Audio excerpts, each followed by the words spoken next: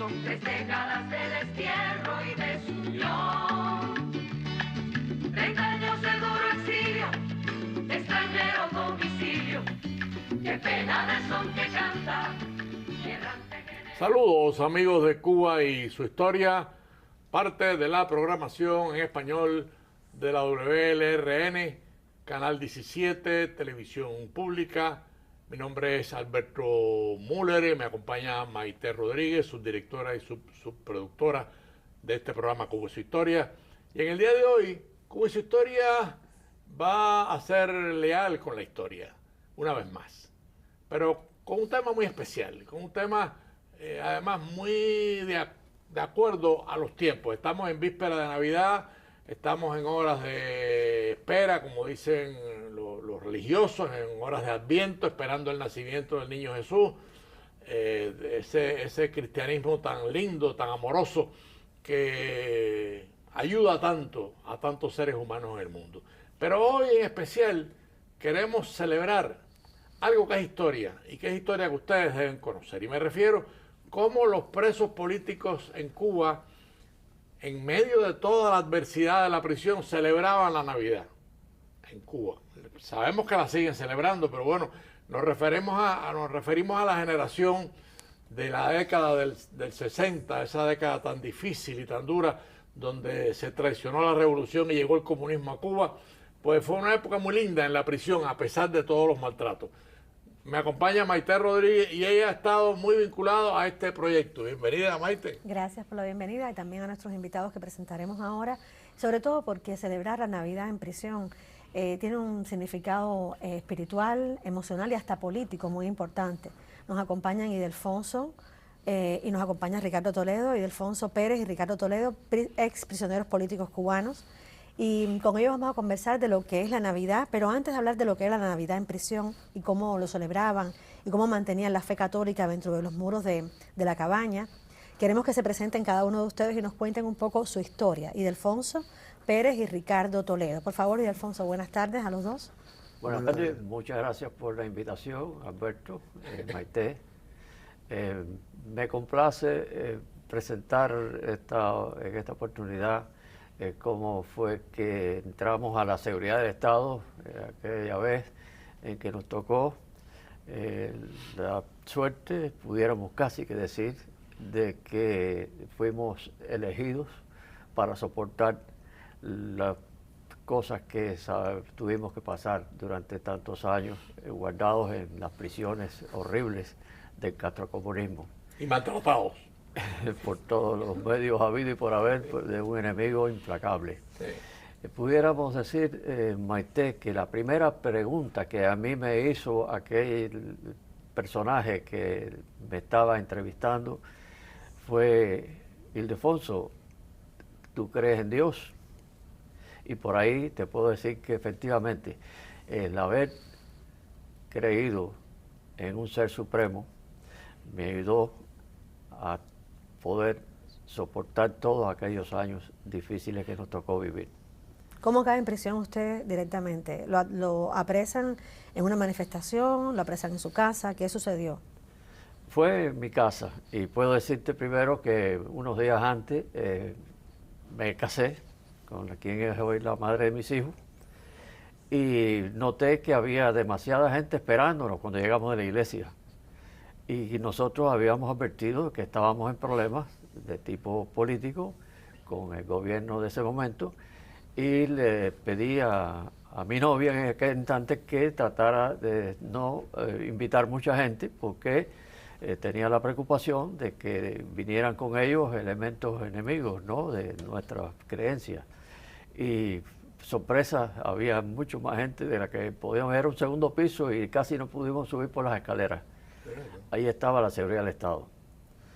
Ya teníamos preparada la fuga y no hubo necesidad de hacerlo, porque plan número 2 era un auto que se situaba al frente y podía escapar yo. Mi mujer, en ese momento ya casados, pues sencillamente se echó a llorar y quiso que irse conmigo, y ahí arrancamos. Y bueno, en fin, tuvimos unos días fuera, regresamos, nos avisaron que habían dejado allí una gente vigilando la casa constantemente, de la Seguridad del Estado. Y en fin, una de esas madrugadas nos dieron unos días más y ya, se acabó todo y allá llegamos con esa primera pregunta: ¿crees en Dios? Y por ahí me dijeron, si tú crees en Ildefonso, dile que te saque de este problema. El mío se llama Fidel Castro y yo sé lo que hay que hacer aquí contigo. Y ahí comenzaron las desgracias que... ¿Qué tiempo estuvo en prisión, Ildefonso? Me pusieron 6 años y me regalaron 2 o 3 días más. Decían que iba para otro lado porque era un poco rebelde, según ellos. Pero no, finalmente pude seguir mi vida y así nacieron mis hijos más tarde y muy feliz y muy contento bueno, de estar aquí. Nos gustaría ahora que Ricardo nos contara también cómo es que su entrada en prisión ocurre y en qué circunstancias. Bueno, muchas gracias por la invitación. Me siento honrado de que me hayan traído aquí para contar mi experiencia en la prisión. Yo he sido un joven que había sido seminarista por muchos años, del año 52 al 59.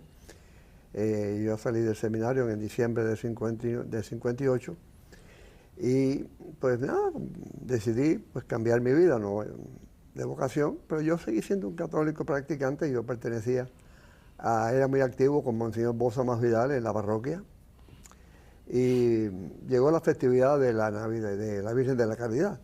Entonces, como siempre, se sacaba una procesión por el barrio. Era muy popular esa procesión. Ya en el 59 ya. En el 59, septiembre del año 59. Y había la alternativa de que si daban el permiso, si lo autorizaban, si no lo daban. En fin de cuentas, hasta última hora fue que negaron la autorización de sacar la procesión. Pero ya el ambiente estaba de que si lo negaban y no lo negaban, y eso se fue corriendo. Porque Monseñor Bosa era muy popular. Monseñor Bosa era, yo diría, que la voz que empezó a alertar al pueblo cubano de lo que nos iba a suceder con el gobierno. Porque los boletines parroquiales de Monseñor Bosa se publicaban en todas las parroquias de la isla. Y Bosa era un punto. Aparte era director de Villanueva. Y era arzobispo de La Habana. ¿Ya era obispo auxiliar también? Era obispo auxiliar de La Habana. Ya era. Y era director de la Universidad de Villanueva. Sí. Bueno, pues entonces ese día efectivamente negaron el permiso y Monseñor nos reunió a nosotros, a los jóvenes de la parroquia, el día antes pidiéndonos que tratáramos de ser como un elemento de calma, ¿no?, que no hubieran disturbios en la iglesia, pero no se pudo controlar. Empezó a llegar miles y miles de personas. Yo diría que habrían más de 5.000 personas. En la iglesia y en la esquina de San Luis Manrique estaba topado aquello. En fin de cuentas, prohibieron la procesión. Entonces, un joven, no sé cómo se le arregló, llamado Arnaldo Socorro, consiguió un estandarte de la Virgen y ya que no lo dejaban salir la procesión original, pues él quiso sacar con su estandarte y un policía pues le quiso quitar el estandarte y le disparó y lo mató. Eso sucedió delante de mí y de Neida, que es mi esposa, que también había venido a la... Y eso motivó una manifestación espontánea. Ya no era procesión, era una manifestación. Protesta. Una protesta que recorrió la gran... Bueno, imagínense, toda la calle de Salud, hasta Galeano hasta San Lázaro, Prado, Capitolio. Cuando llegamos al Capitolio, éramos una multitud muy grande y ahí habían hecho un cerco y comenzaron a disparar a los árboles. Y entonces, casualmente, la que iba al lado mío, mi esposa, que no nos conocíamos, pero íbamos conversando y gritando. Yo le ayudo a ella a huir, nos tiramos en el piso, peleo con un militar que me venía siguiendo, bueno, nos cogen presos. Y entonces nos llevan al Capitolio para hacer un acta. Ahí es donde yo hablo ya seriamente con ella. Y digo, mira, recuerda, nosotros no nos conocemos. Pero yo me di cuenta que a mí ya me venían siguiendo. Entonces ella, un dato muy específico, ella con su lápiz de ceja y un papelito anotó mi nombre y mi dirección y se lo aprendió. Entonces nos llevaron a Quinta y 14, los interrogatorios. Ella, en aquel día eran las 7 de la noche y ya se había... Bueno, ahí comenzó todo. Entonces, de ahí, asaltaron a ella, me llevaron a la cabaña, ella fue a mi casa, conocí a mis padres, me empezó a visitar, me mandan a Isla de Pino. ¿Y ahí cumplió qué tiempo de prisión? Y ahí estuve 9 años. ¿En total en su condena? En total, sí. Ahí nos conocimos. Ahí nos conocimos. O sea, este Nosotros lo conocimos en la presidio, circular 1. este presidio político que en Miami ha tenido un papel activo durante todos estos años, ha mantenido tradiciones muy importantes, no solamente políticas, de mantenerse reunidos, apoyando la causa de los presos, defendiendo incluso todo el trabajo que ustedes hicieron dentro de la prisión y apoyándose unos a otros, porque es una gran hermandad. Eso también es un papel importante que han jugado, la hermandad que han tenido los presos políticos aquí, de ayudarse todos, ¿no? Pero en Navidad celebran una fiesta muy importante en su casa, precisamente, Toledo. Pero esto empezó en prisión. Vamos a ir un poquito antes, antes de llegar a Miami, ¿cómo celebraban en la Navidad ustedes en prisión? ¿Cómo se las ingeniaban para poder celebrar y mantener esa festividad dentro de los muros?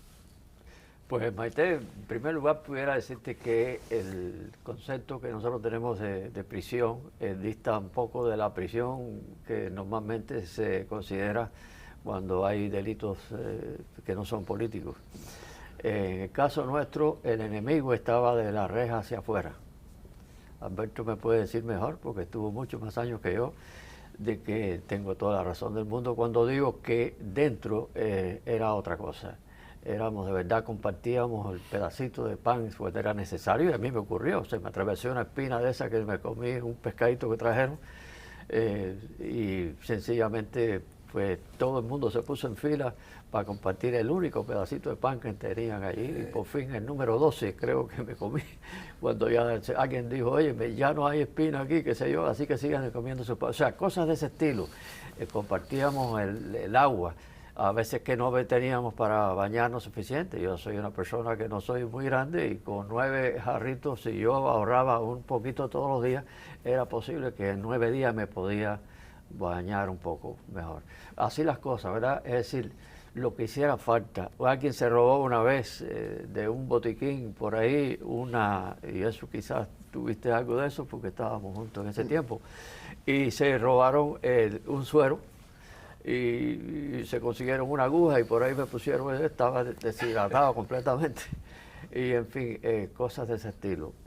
Puedo decirte además que para nosotros la religión era el arma más poderosa que podíamos tener para enfrentar a un enemigo tremendo. Y era así. Lo hacíamos no solamente para sentirnos bien espiritualmente y para tener las fuerzas necesarias para resistir, como nos habíamos propuesto, sino que también lo hacíamos de una manera para poderle demostrar al enemigo que con nosotros no podrían. Y cuando venían estas fechas se celebraban toda una serie de eventos, Sí, claro, tanto de villancicos como de oraciones, muy bonita la fecha. Los momentos más tristes, Alberto, cuando estábamos en la cabaña y se producían casi todas las semanas, había alguien que fusilaban, y en ese momento la tristeza nos embargaba totalmente. Y allá se aparecía alguien de una denominación que pudiera no ser la católica o la bautista, sino de otro tipo, pero creyentes al fin.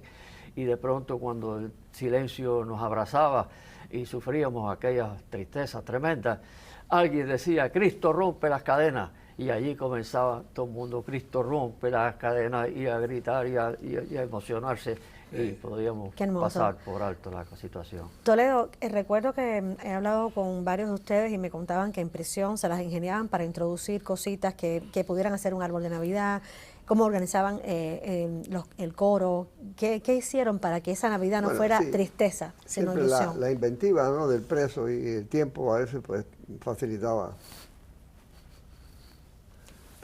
hacer esas cosas pequeñas, pero lo más importante es que siempre nosotros teníamos actividades religiosas, dominicales, ¿no?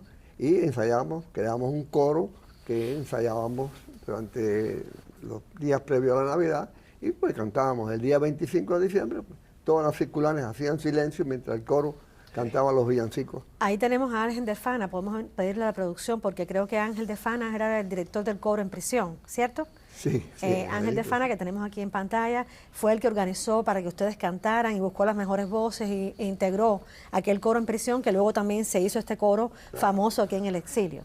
Y también de ese momento en prisión está el trabajo de Villanueva, de Manuel Villanueva, que fue la segunda foto que tenemos en producción, que fue quien este señor hizo el himno a la montaña, entre otros temas, porque era compositor y músico, y este himno a la montaña también se convirtió en el himno de los presos políticos en el exilio.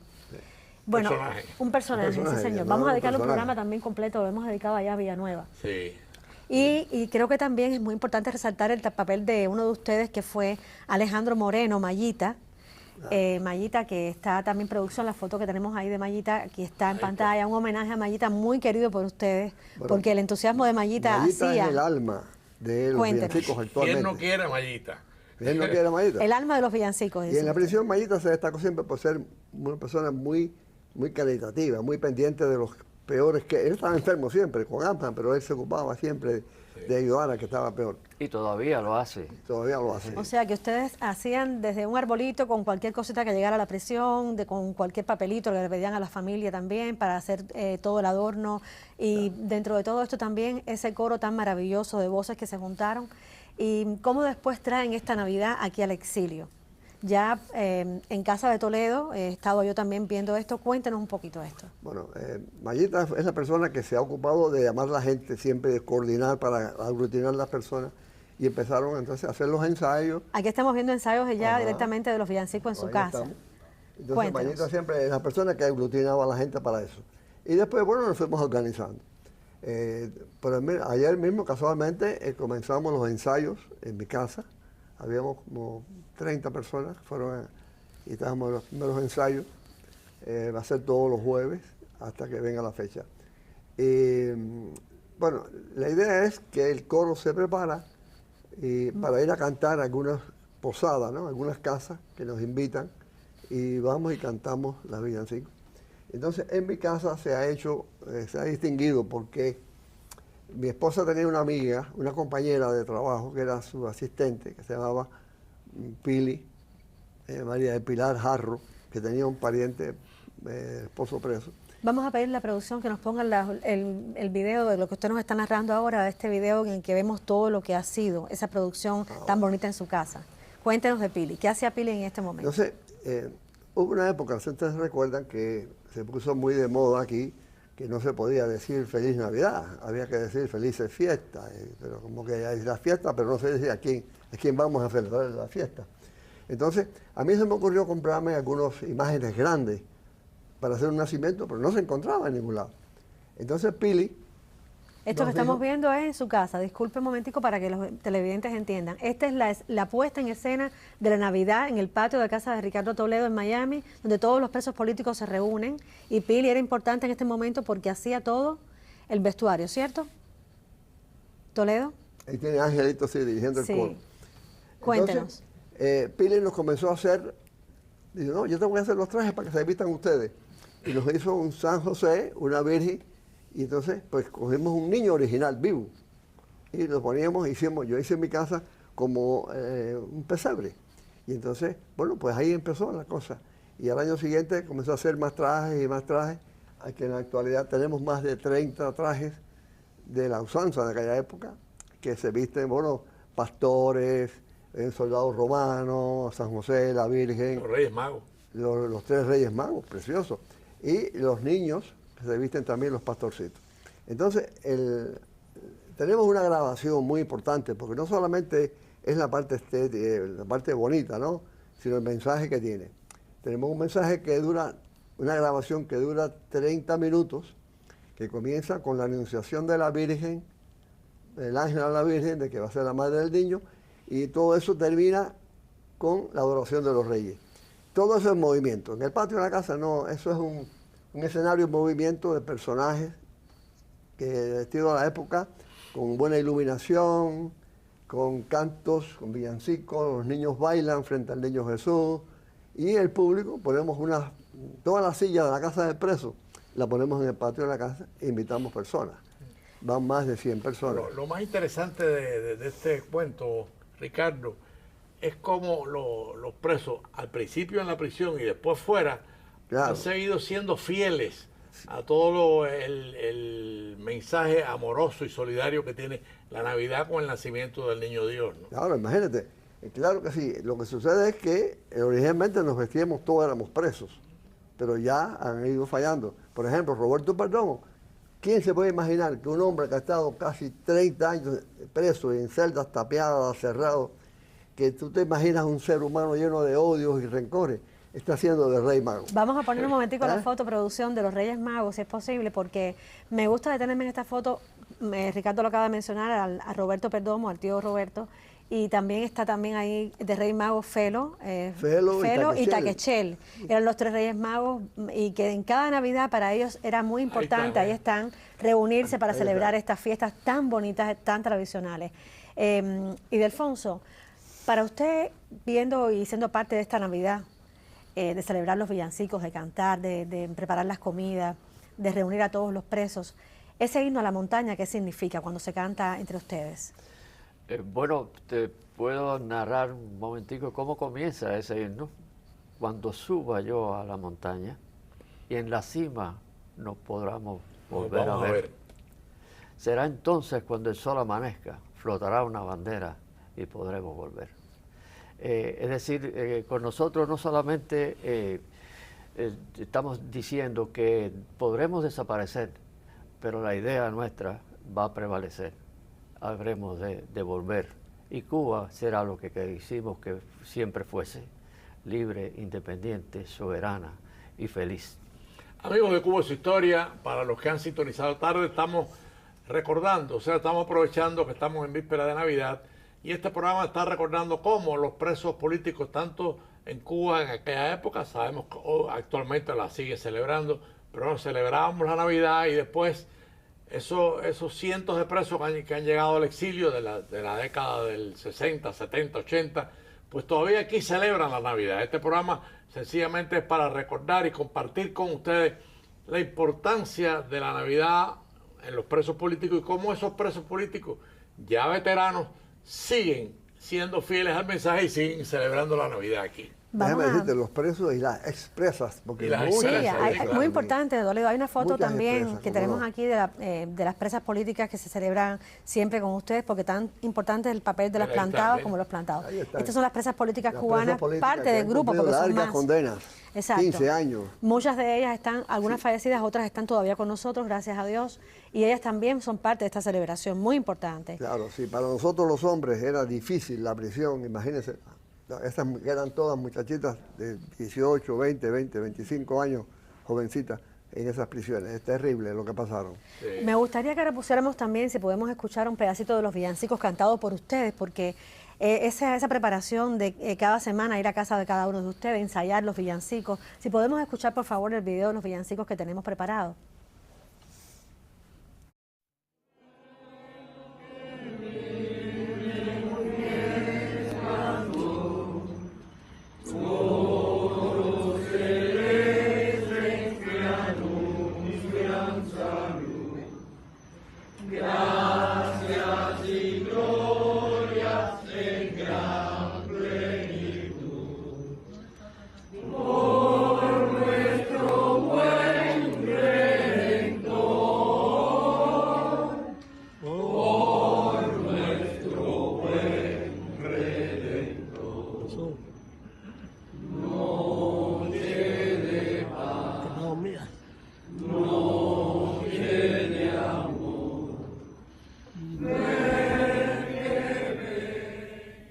Es sumamente bonito porque esa preparación significa que ustedes tienen que desplazarse, que todos no saben, ya pues no tienen, algunos no tienen capacidad para ir al lugar, pero se reúnen, hacen un esfuerzo extraordinario cada diciembre por mantener viva esta tradición. El espíritu se mantiene.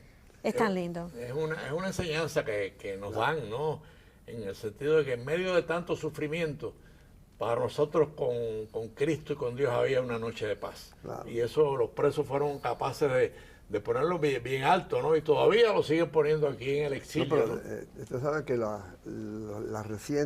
recientemente llegados de Cuba se quedan maravillados cuando ven una cosa como esta y se integran con un cariño y una admiración increíble. Esto es un buen ejemplo para los que están viniendo, que en Cuba estas cosas no se ven. No hay... No, y déjame añadir algo. Eso es un buen ejemplo, porque el comunismo en Cuba está colapsando. O sea, nosotros vamos a ser testigos si Dios nos permite vivir un tiempito más, que yo creo que sí. Dios lo quiera, claro que sí. Y eso es importante, porque en Cuba hay que ir a integrarse y a salvar a Cuba y a tratar de que Cuba vuelva a ser cristiana. en su sentido vital de la palabra, porque ser cristiano no es ni ser católico ni protestante, es ser seguidor de Cristo, del amor, de la solidaridad, de la justicia. O sea que hay todo un mensaje muy lindo en este ejemplo que ustedes han... Claro, es que el cristianismo es la salvación de la sociedad. Como nos queda poquito tiempo de programa, me gustaría que cada uno de ustedes dos pues, nos dijeran qué le pedirían o qué le piden cada Navidad de ustedes en este momento de celebración. ¿Cuál es su mejor deseo, ¿no? Para por ejemplo, para esta Navidad. Bueno, imagínense, la libertad de Cuba es lo más importante para nosotros, volver a nuestra patria. Que Dios nos permita hacer esto mismo en Cuba. Y bueno, la salud, la familia, que Dios nos dé la oportunidad de ver. ¿Y tú qué le pedirías, Ildefonso? Bueno, le pediría que me permitiera sentarme un día frente al obelisco de Marianao y cantar La Montaña con mis nietos. Qué bonito.